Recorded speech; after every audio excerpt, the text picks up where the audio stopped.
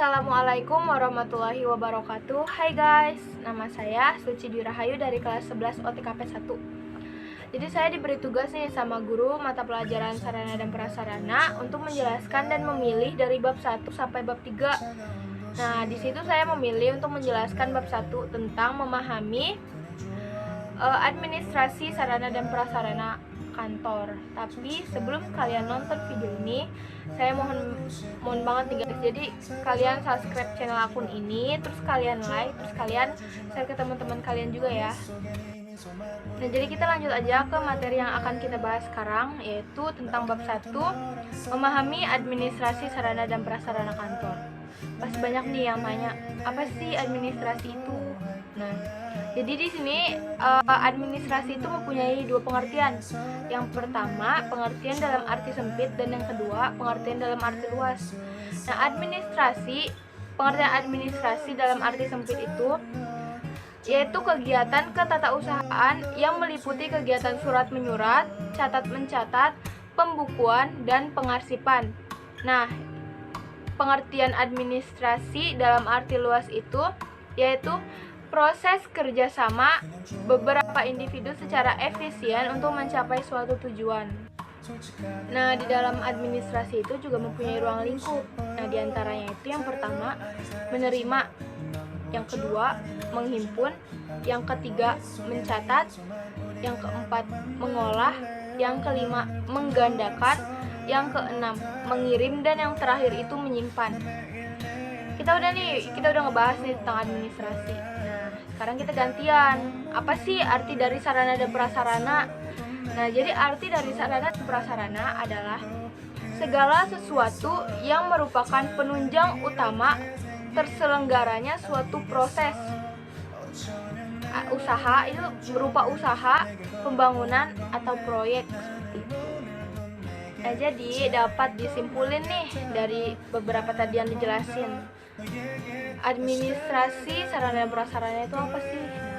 Jadi dapat disimpulin yang tadi itu, administrasi sarana dan prasarana adalah seluruh komponen yang secara langsung ataupun tidak langsung menjadi sumber daya pendukung yang bertujuan untuk memenuhi persyaratan dan melaksanakan aktivitas suatu organisasi kayak gitu. Nah, kemudian di dalam administrasi sarana dan prasarana itu juga terdapat ruang lingkupnya juga loh. Yang pertama itu kegiatan manajerial. Nah, yang kedua itu kegiatan operasional. Yang ketiga itu objek. Nah, yang keempat itu adalah tujuan kayak gitu. Nah, jadi di administrasi sarana prasarana itu juga mempunyai tujuan juga. Di antaranya terbagi menjadi dua. Yang pertama secara umum.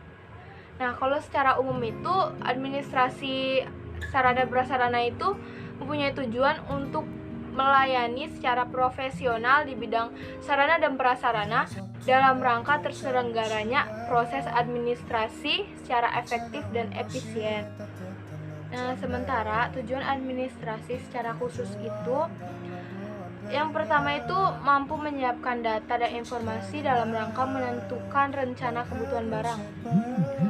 Nah, yang kedua mampu memberikan data untuk dijadikan pedoman dalam pengadaan barang.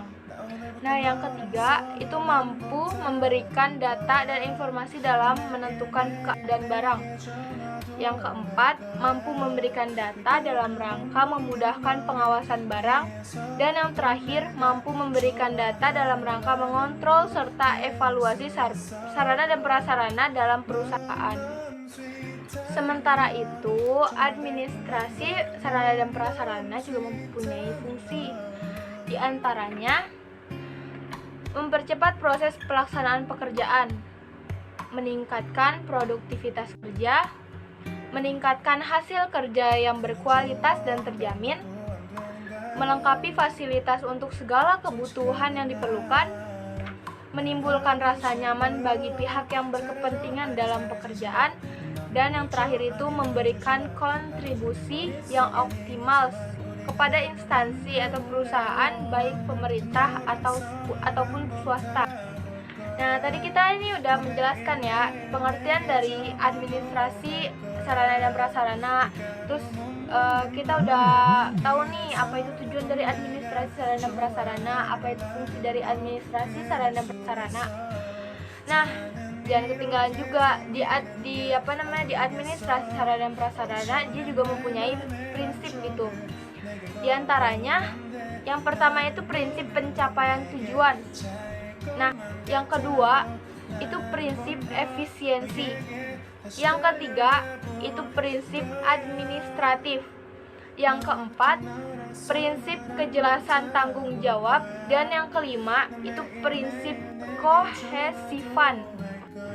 Jadi sesuai bab yang kita bahas tadi tentang kayak apa sih pengertiannya, apa sih fungsinya, apa sih tujuannya, apa sih prinsipnya, itu tuh dapat kita simpulin nih.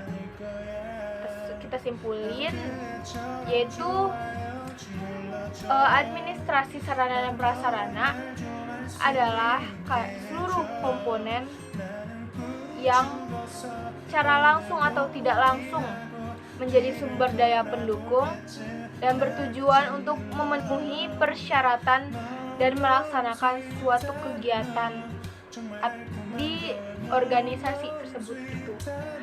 Oke? Jadi mudah-mudahan kalian paham sama bab yang saya jelasin. Terus kalian juga jaga kesehatan. Maaf kalau misalnya saya cara berbicaranya agak kecepatan.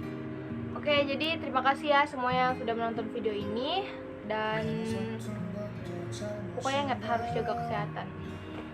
Jangan lupa subscribe, like, sama komen, diingetin lagi. Dadah, see you next video. Wassalamualaikum warahmatullahi wabarakatuh.